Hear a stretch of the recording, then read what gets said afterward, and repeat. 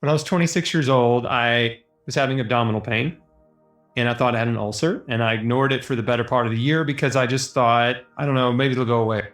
And unfortunately, the pain just got worse and worse. My wife talked me into going to see the doctor, and they referred me around to a few different doctors, and they prescribed me some medicine for ulcers. Didn't help. And then eventually the pain just got so bad that I was balled up on the couch every night after dinner. I was just like, man, something is wrong. I went to a gastroenterologist. He did a colonoscopy. And when I woke up after that procedure, he comes in, he said, look, you've got a golf ball sized tumor in your colon. He said, look, you've got this tumor and it might be cancerous. We took a biopsy. We were going to send it to the lab and see if it's cancer or not.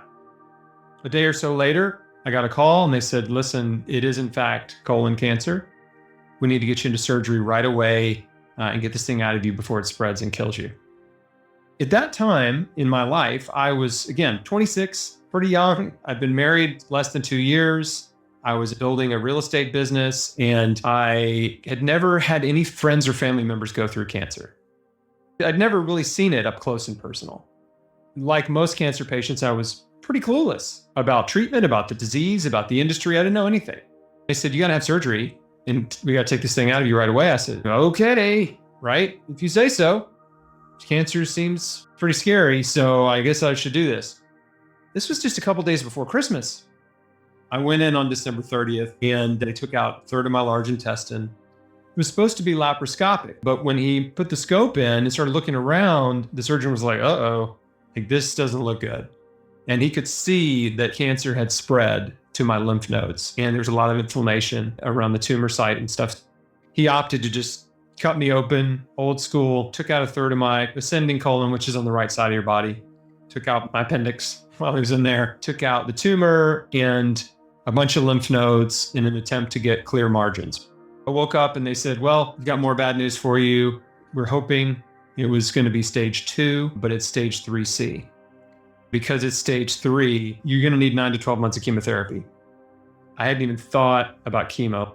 We'd never even talked about it because they thought I could do the surgery and go back to my normal life. I'm just thinking about my life and what's going to happen to me. Initially, it accepted the fact that I was going to be a very typical cancer patient, just a chemo patient, and I can lose my hair and I don't know what. At that time in my life, I was eating just a very Western diet. I was eating tons of meat and dairy, tons of processed food, junk food, fast food, anything I wanted, because I've always been thin. I was not taking care of myself at all. Had a lot of stress in my life. I was trying to build this business as an entrepreneur, and real estate is tough and you deal with a lot of difficult people, from contractors to tenants and whatever. I just had all kinds of things in my life that were contributing to my disease. After a few days of being home, I was thinking a lot about my life and my future, how many birthdays I had left and what going through chemotherapy was going to be like. And I just started to develop this increasing resistance to chemotherapy. I mean, to the idea that I needed to poison my way back to health. That didn't make sense to me. We're going to give you this stuff. It's going to make you sick, but it's supposed to help cure your cancer. I had never had anybody go through this in my life. I really didn't know. I just was operating on instincts. My wife and I are Christians, and I was just like, I don't know what to do. We prayed about it, and I just said, God, if there's another way besides chemo, just show me. I don't know what to do. This doesn't feel right. Feels wrong for me. Deep down, something was saying, like, don't do this. I felt like it would destroy me. I was very physically vulnerable at that time. I was skinny, underweight already. I'd lost a ton of weight over the previous year from not eating, because when you have a digestive disease, you don't want to eat because it causes pain. 2 days after I prayed about it, I got a book that was sent to me from a man in Alaska who knew my dad. And this guy was a business client of my dad's. I'm in Tennessee. This book shows up on my doorstep. I open the package and I start reading this book. And the guy who wrote it discovered he had colon cancer back in the 1970s.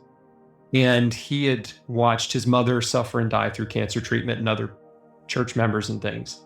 He happened to have a friend who was like a health nut who told him, man, you need to go back to the Garden of Eden and eat raw fruits and vegetables only.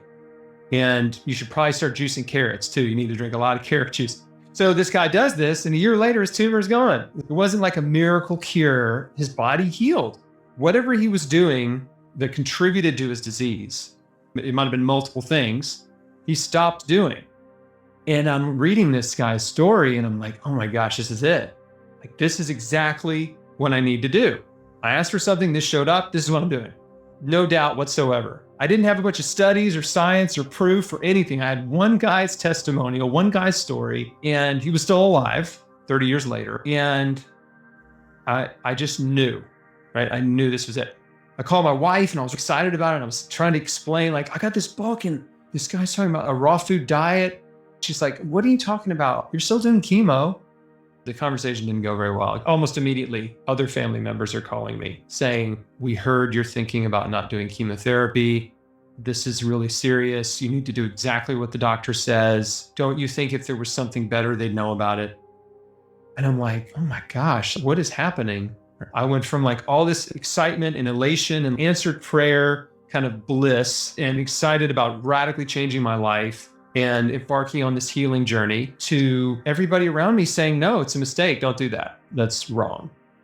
You can imagine the swirling emotions of fear, doubt, anxiety, and stress. I just knew this is what I got to do.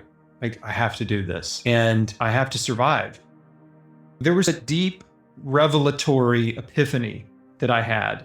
And the big revelation was, the way you're living is killing you. And if that's true, then you need to change your whole life.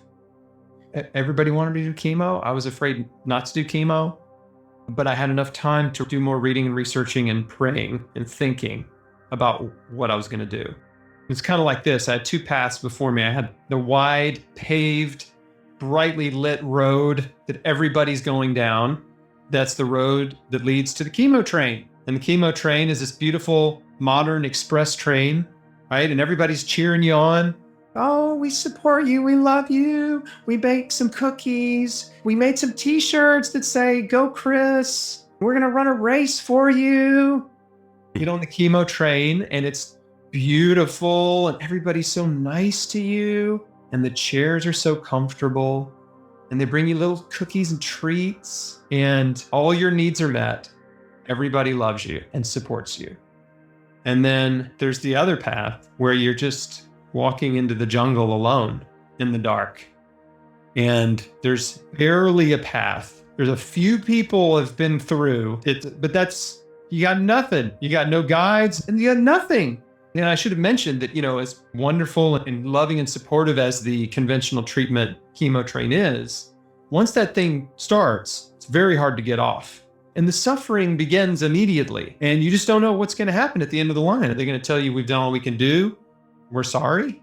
And then the jungle path, who knows? Am I going to get lost in there and die alone? Both options were scary. And I wished more than anything that there was an option that gave me confidence, right? And I didn't have one. The day finally came that I was supposed to get that port put in. I just woke up that morning and I was like, I'm not going, I'm not doing it. Even though I was discouraged and afraid, confused, and struggling mentally, emotionally about what to do, I fired up the juicer, dude.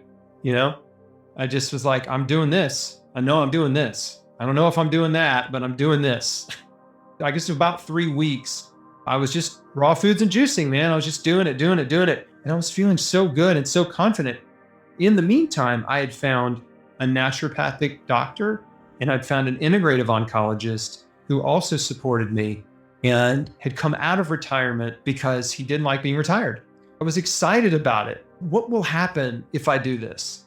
And I also wasn't just like, let's see what will happen. I believed it would help me. Believed so deeply that this was good, this was good for me. And when I looked at chemotherapy, I thought, this is bad for me. So there I was, I'm going in the jungle. It was me stepping out in faith. Because it's like, okay, God, if you showed this to me, you open this door, I'm going through it, and you better see me through. You better get me through the jungle, man, because it's just like me and Jesus. I don't have anybody else. It forced me to step out in faith in a big way and step out into the unknown. And really, that's when miracles happen in your life, when you step out into the unknown.